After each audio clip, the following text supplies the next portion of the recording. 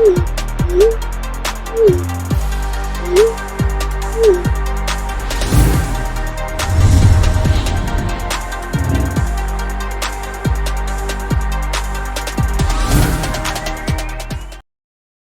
another AG Chat with M. I'm your host, Emily S. Whitten, and we're doing things a little differently this week because we've got a super special guest.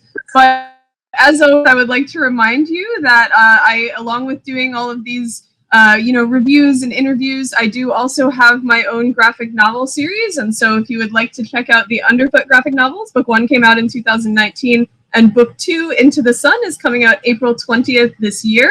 Please give those a look-see if you're into post-apocalyptic fiction that takes place in Washington, D.C., where all humans have disappeared and the animals have taken over. We've got fluffy hamsters, we've got adventures, we've got friendships, we've got dark mysteries, we've got science and history of the real world worked into a middle grade and up graphic novel series. So please check that out if you're into comics. And I'm not going to do any recommendations this time, except to recommend that after you watch this, you follow our excellent, excellent guest, Yetide Badaki. Hi, Yetide! Hey, how you doing? Oh, I'm good, and I'm delighted, as always, to see you. You're one of my favorite people, as you well know. And Well, yeah, I'm really...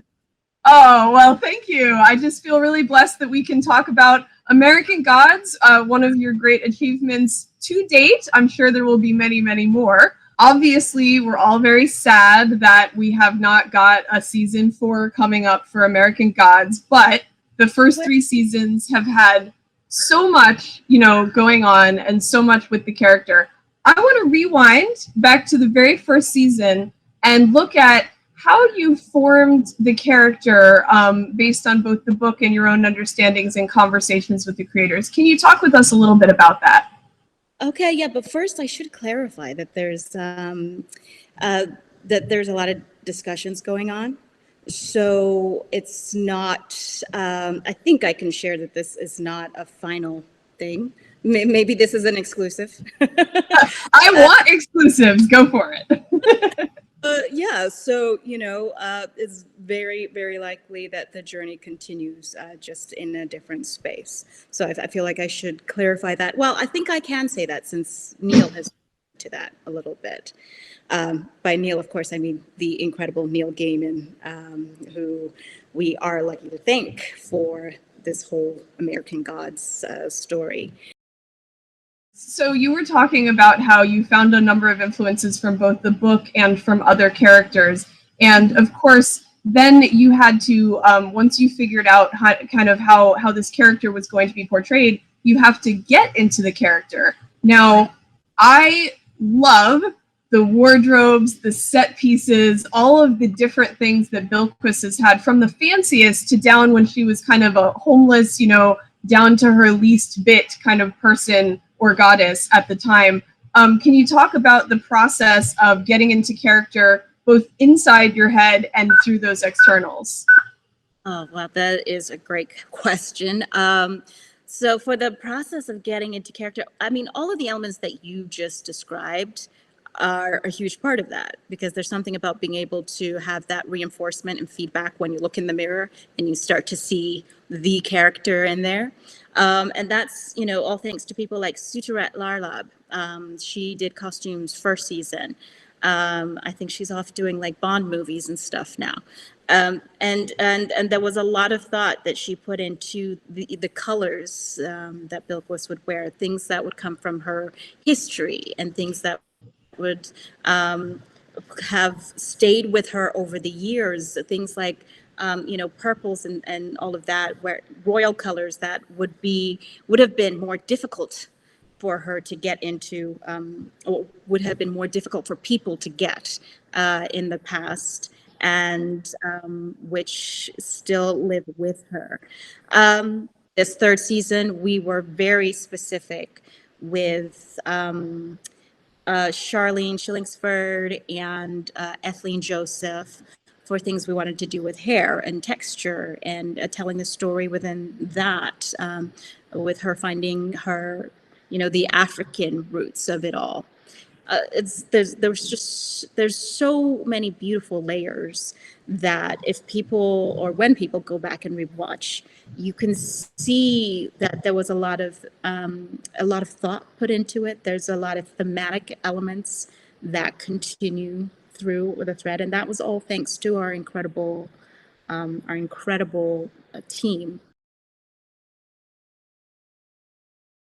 And I don't want to spend inordinate amounts of time on the questions that a lot of women get about, like, how do you do this, how do you do that, but I do want to talk for a moment about have you had difficult experiences with makeup artists in a challenge of lighting your face because of people maybe not having as much experience with darker skin colors? Have you encountered that, or has that improved greatly? Because I have heard stories about such challenges. Oh yeah, it definitely happens, and I was very lucky with people like Colin, and and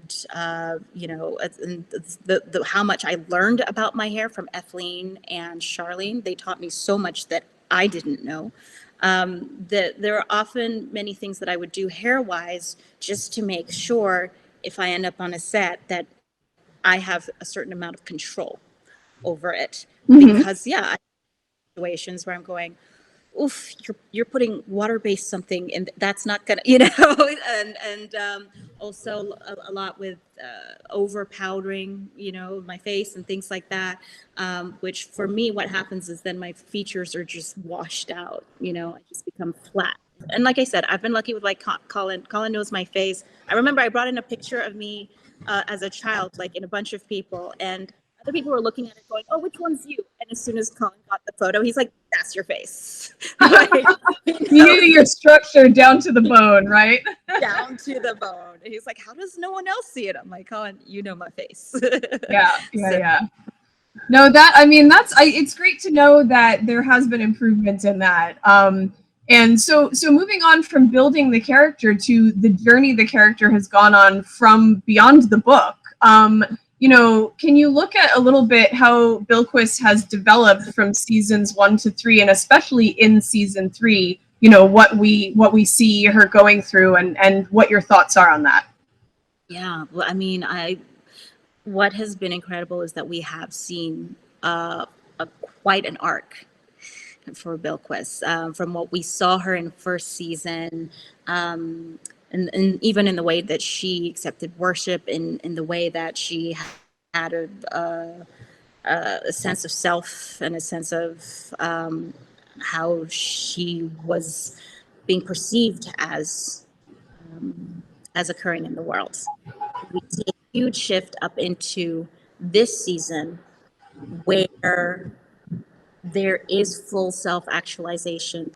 But what I love about Bilquis is that with every season, there's been further knowledge, further growth, and I feel something that furthered a lot of conversations that I think are absolutely necessary.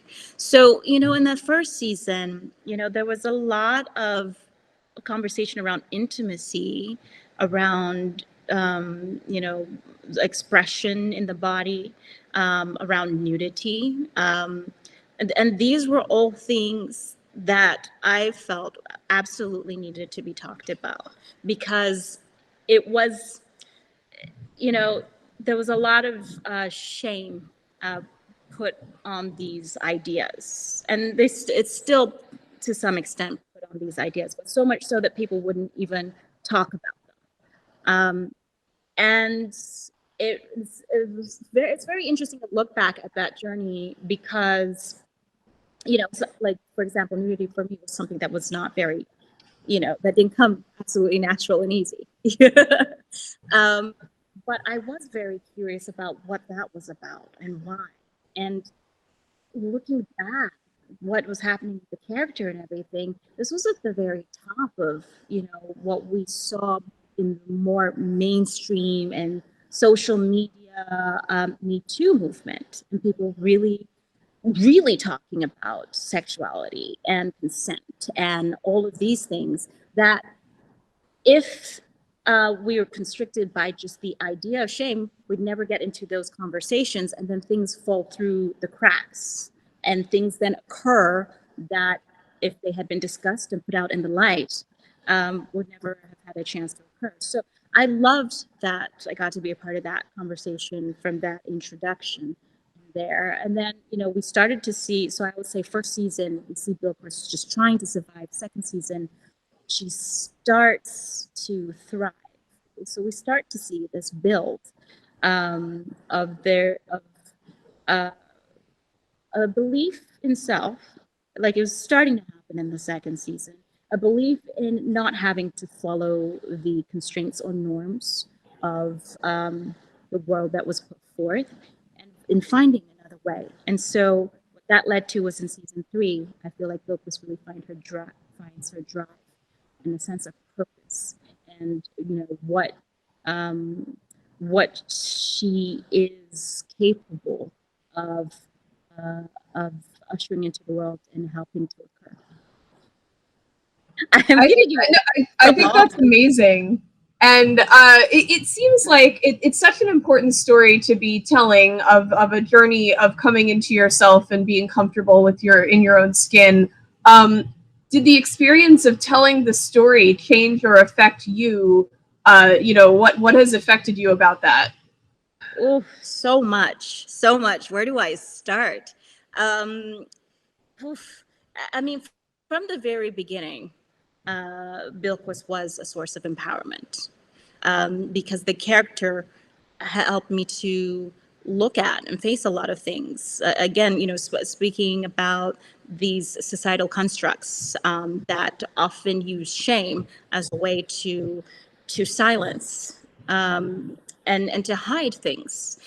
And so, for one, there was a lot of freeing that occurred with the character.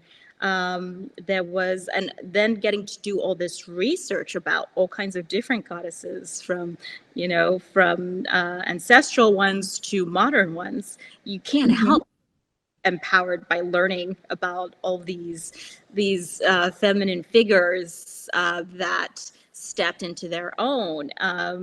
And by feminine figures, I'm sure everyone knows by now that I'm totally about freeing the binary. That's not about any kind of gender assignment.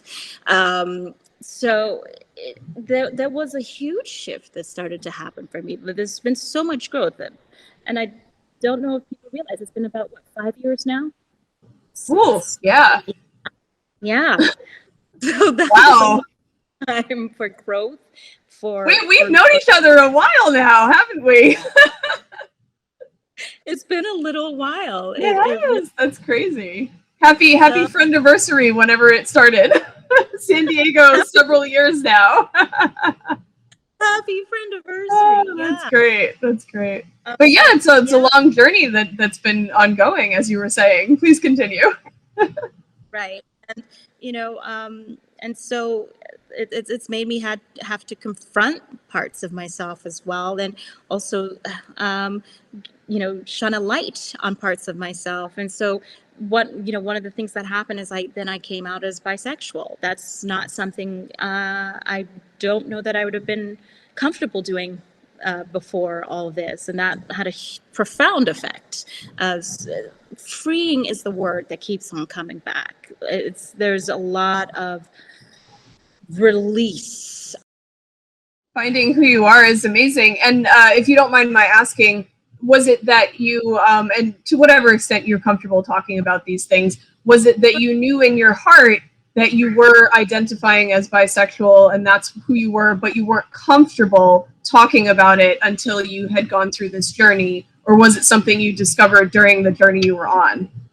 It was about expressing it. I wasn't comfortable about expressing it beforehand. But this journey, that freeing journey that I keep on referring to, made me more and more not only capable, but also made me want to express myself more truly. I think that's wonderful that you were able to grow in that way during this role that you were playing. And to touch on another potentially difficult subject in ways, you mentioned in the first season having the roles, the scenes rather, where there was nudity, and of course that comes up again in different parts of the show.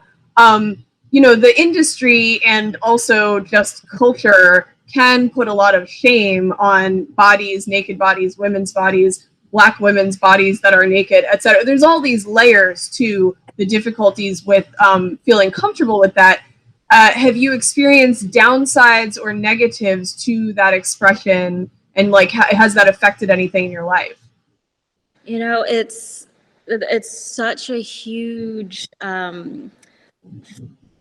issue to unpack, right? People have a lot of strong emotions and reactions to nudity, and I've found that a lot of people want to try. Some people, I shouldn't say a lot of people, and I should make this distinction because I've also heard from so many people, male and female and beyond the binary and all, who have reached out to say how empowered they were able to feel from seeing that journey. But some people do have issues. Some people do want to try and use shame to control.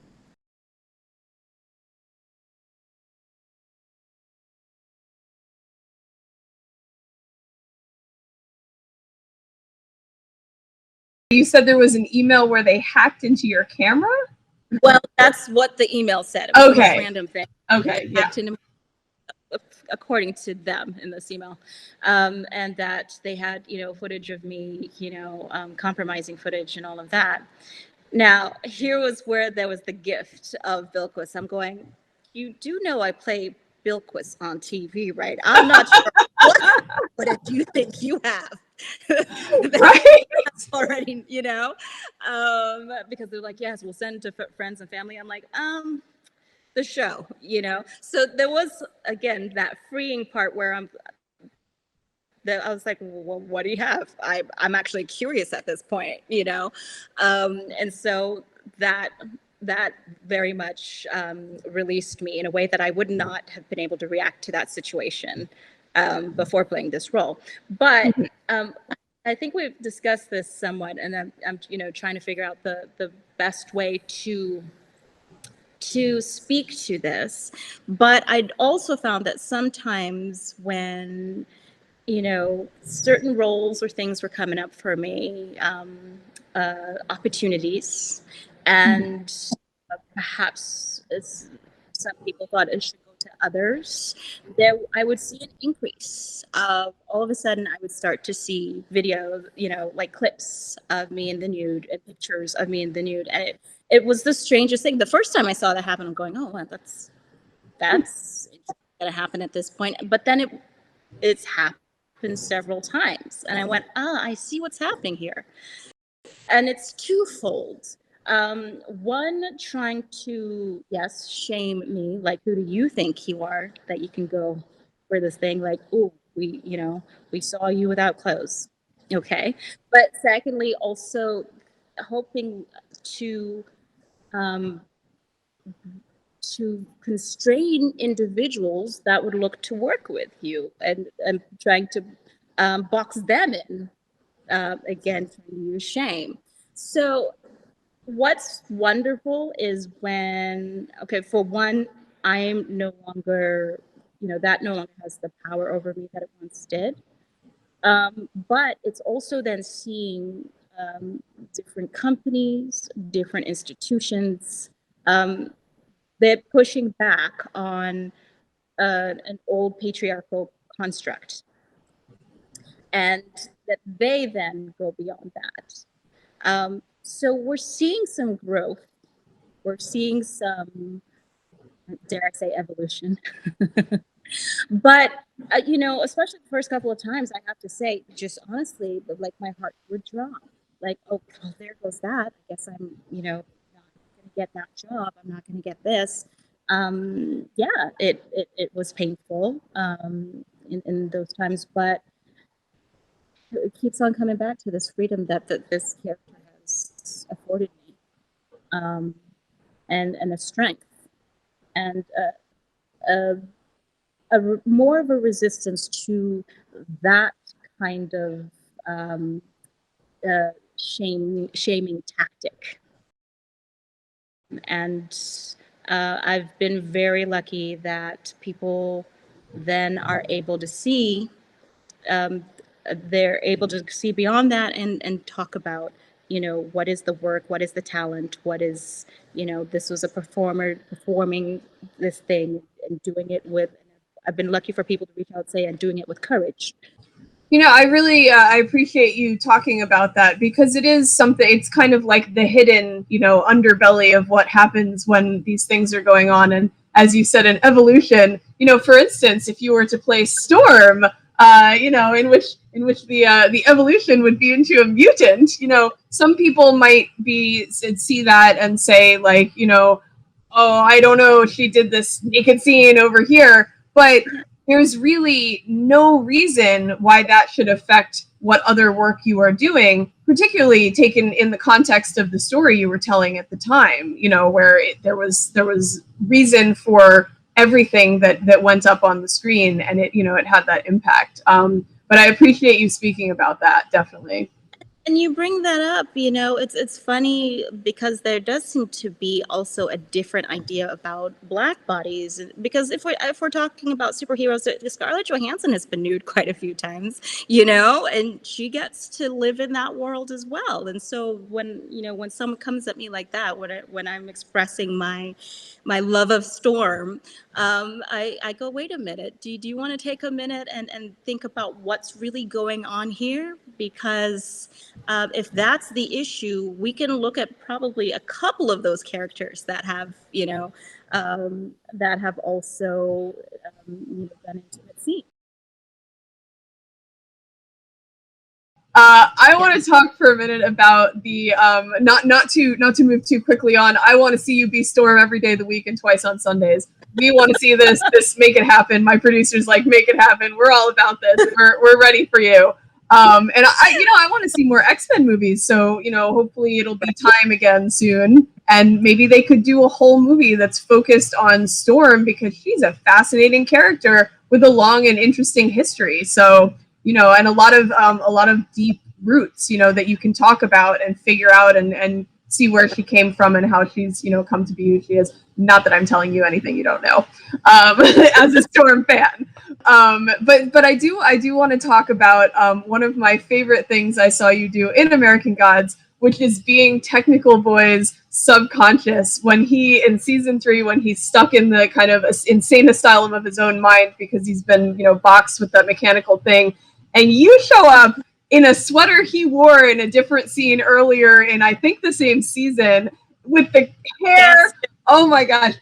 You were pitch perfect as Bruce Langley as Technical Boy. Please tell me about how you prepared for that, what it felt like, please. That was so much fun. I loved it.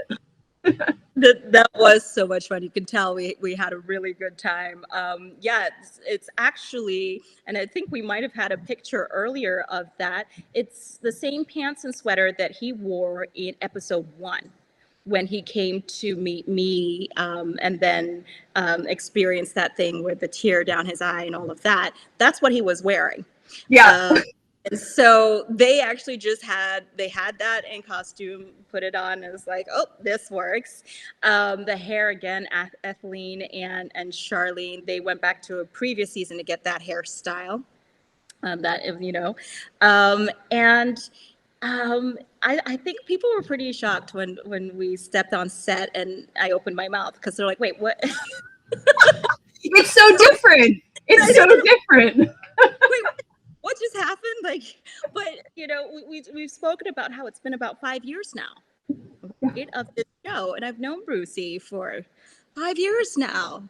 I've had a lot of time to observe him, and we've done scenes together, seen each other's work, and then I just got a little bit more intense about it in that, right up going into shooting this, but yeah, you can't spend that much time around someone and not pick up a couple of mannerisms and on all that.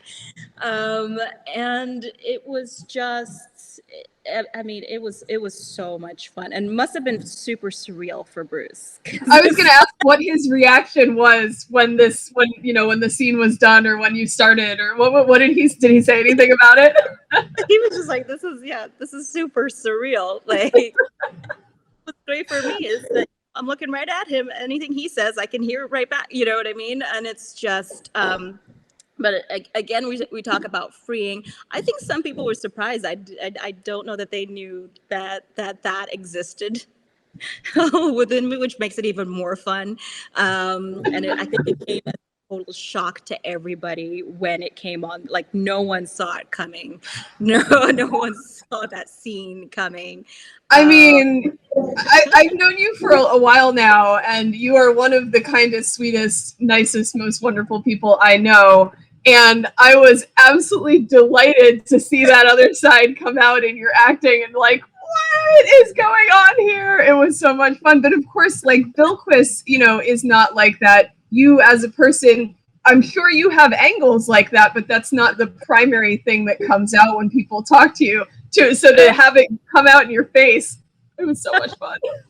It was a good time. We had so much fun that day, and it actually went by pretty quickly too. Our director Tim, he was just brilliant, and he knew in his head how he wanted to piece the bits together.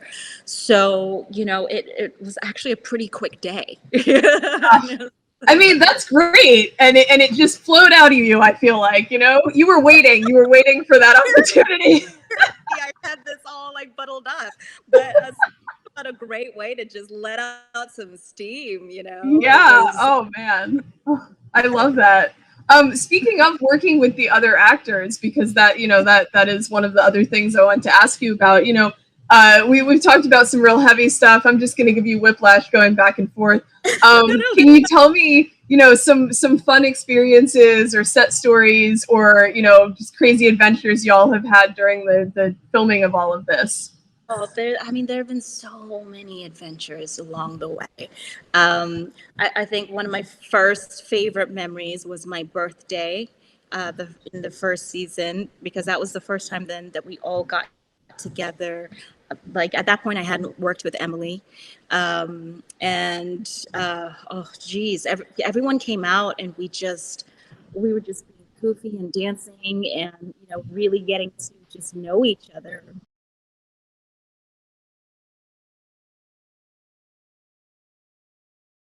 That was a huge geek out moment.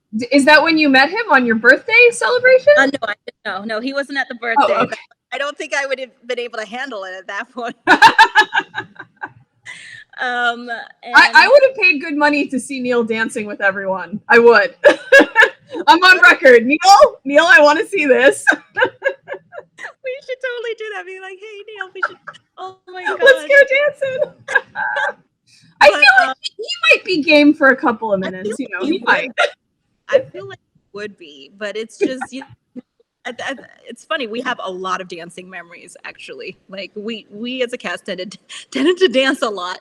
I mean, and well, we have a lot of great dancers on our team. So like, you just watch Emily and Pablo and Ricky and all of them. And everybody. Yeah, there's some great stuff in this in the scenes, and just, I'm sure, off the camera. I would say, other fun things, doing South Africa with Damore and Ricky, and let's see, House on the Rock. Oh, that place! That was something else. I have to go back. You know what? We should go, because I have been there too, and it's so overwhelming that I need to go back and experience it again. Oh my gosh, we should totally go when we're allowed to. When we're allowed. And at that point, it was off season, so we were at the hotel as well that was off season, which, because there was nobody else there but us, had very much an an overlook vibe. It was pretty great. It was a fabulous time there, and I definitely. Man, yeah. Yeah, I definitely want to go back. But pretty much anytime, there's been karaoke moments like we just oh, karaoke. It always it becomes something else. And everyone's just so wonderful. I mean, you know how much I love Omid Abtahi. Omid Abtahi is like just one of the most pure humans in the world. He And seems lovely. I haven't had the privilege of meeting him, but he seems lovely.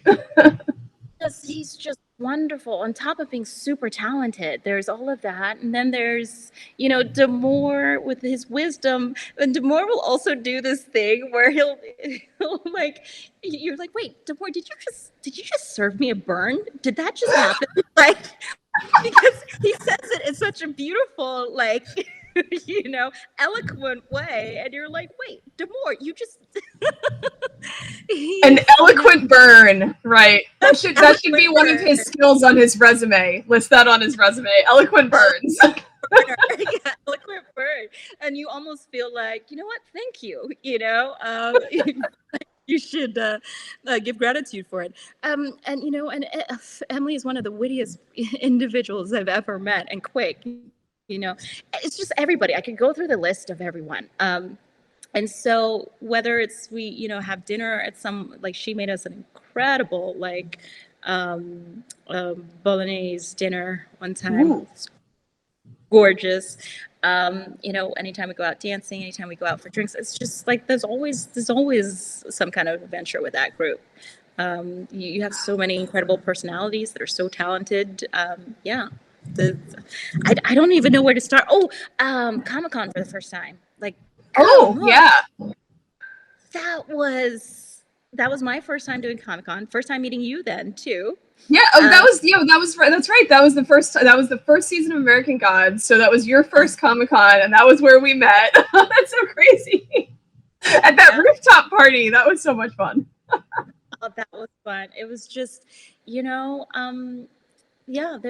been so many incredible memories, and I kind of feel like I grew up with this show because this was my first series regular, my first big TV thing. I mean, yes, I'd done guest stars and co-star roles, but this was a big deal for me. And so I learned a lot about the business. I learned a lot about myself. I learned a lot about the work. There were just so many growth moments through all of it all. I love that, and I love that it sounds like, as a group, you're kind of like a family there, a bunch of good friends who actually can have fun together. I think that really adds to what you see on screen. Right. We're definitely some goofballs. That's. I mean, if you weren't, you wouldn't be nearly as much fun. So goofiness is good. You're never too old for that. Hashtag eloquent burn. Oh yeah. Oh yeah, our producer saying hashtag eloquent burn. I love it for Damore. Yeah. So I know you've got an out in about 10 minutes, so we're just gonna run through a couple more quick things. So I was actually going to ask, is there any chance of something going forward for American Gods? But you covered that earlier. So I will just say crossed fingers for like a miniseries or a movie, or maybe season 4 will come back in the end somewhere else, or stars will change them. Who knows? I'm all for it. All for it. So, just watch this space. I think Neil will probably let people know as soon as he's able to. But like he said, it's definitely not, it's not dead. Yeah, so. And there's so much more that we could see. So I really hope to see more of that story. In the meantime, I wanted to congratulate you on the Disney project that you announced recently and see what you can tell us about that, if anything.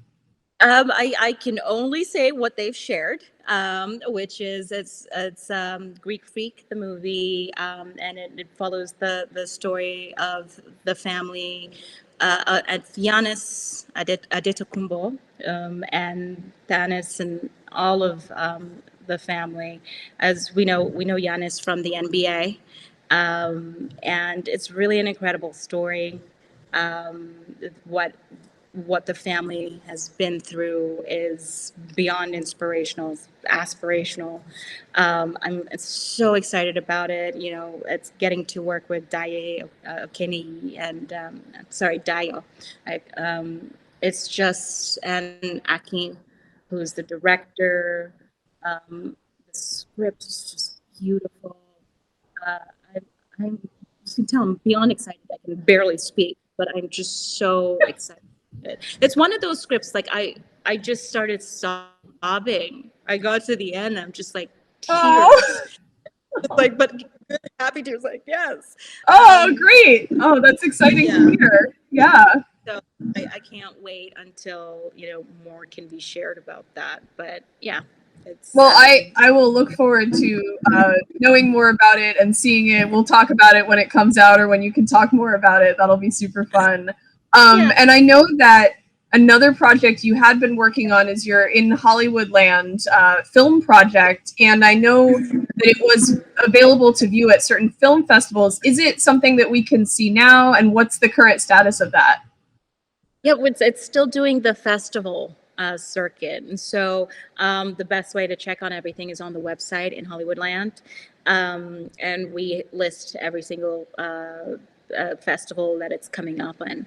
So yeah, it's wonderful to be able to work on that with Karen David from Fear the Walking Dead and Jessica Sharif, who directed, and to do something that I wrote and to get to produce and perform. And that was a huge step. So I'm really excited every time everyone gets to see it. That's excellent. I'm so glad that that project allowed you to grow in that way, and I'm excited to experience it. I'm ready. um, so a couple of quick little questions towards the end here, fun little questions. Obviously, we're all still in this strange pandemic world that we are in. Have you had any new adventures or hobbies that have come out of our, different kind of life here? Adventures and hobbies. You know, I've been doing my keto baking. Yes, that's true. That's true. I have. So that's definitely been a new hobby that's come up, and you know, also got to do. I'm not quite sure where the release date is for this, but Las Vegas. Zack Snyder's project. So I got to play Queen Miru in that. Oh, okay. Army of the Dead, Lost Vegas. So that should be, well, I shouldn't say coming out soon. It's coming out. We'll see it one of these days. Getting to work with Zack Snyder, you know what? He's one of us, Emily. Like, he's a geek's geek, and he loves the stuff, and it's such a pleasure to work with someone like that, and you know, geeking out about movies and different things, and like, he's a fan of stuff as well, and I love working with people like that. That's good to hear. Yeah. Yeah, and I mean, hobbies. You know, I'm really, I guess I'm quite boring, but I'm like, yeah, the baking and stuff. How are your hummingbirds doing? How are the hummingbirds? Are they still keeping you company? I guess my short bird watching that goes on here. My hummingbirds, I love all these new birds that have shown up now that it's spring, and like, I have to admit, if you walking on me on my garden, I may or may not be talking to a bird at some point. I'm just saying. You are a Disney princess. That's what you're doing. You're just like, I'm auditioning for my role as a Disney princess at some point, talking to the animals. But it's like, they're so lovely. I told you that hummingbird will come right up to me and just like hang out. Yeah. It's just, it's, you know, it's a bit of a joy. So that's the dorky stuff that I'm up to. I think that's amazing. You are never boring. You are a lovely person. So we're gonna wrap this with one last question, and that is going back from all the fun to another more serious question, because I like to challenge you. If you were going to share some advice for aspiring creators, whether they're actors, producers, directors, writers, what do you think you would want to convey from what you've learned during American Gods and your other work? Oh, that's a big one. That's but I keep on coming back to this answer because it has continued to serve me, and it continues to serve. as we speak. But someone once said to me, know your why you want to do something, why you want to be in this business, why you want to tell stories, why, Mm-hmm. what you're doing, know your why. I guess that all boils down to stepping into purpose. And in that way, moving the needle forward, not just for you, but for as many people as you possibly can. And even through, I've been through some majorly difficult times. I kind of gloss over it. This has not been any kind of short journey.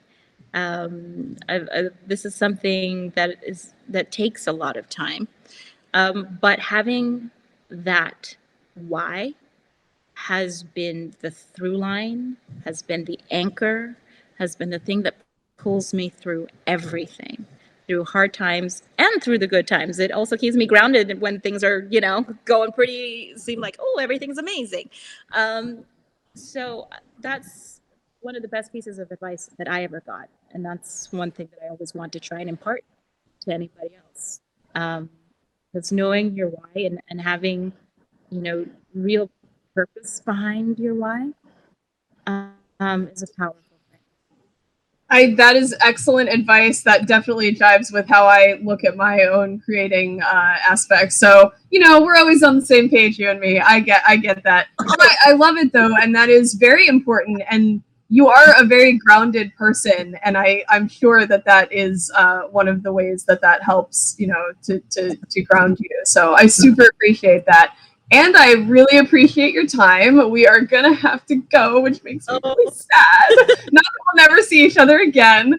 But I would like to remind everyone to follow Yetide Badaki at the handle that is there on the screen. You can also follow me at the Emily ESSE. You can follow Movers and Shakers Unlimited. You can like and subscribe to our videos. And although we won't be necessarily talking to you today again in the next couple of episodes, I will be coming back to do more of a retrospective on American Gods through season 3. So please hang out with us next time. And Yetide, thank you. I miss you. I love you. This was amazing. And thank you so much for your time. Always. Thank you. And also thanks, Brandon. I see what you got there. That's right. Bye-bye.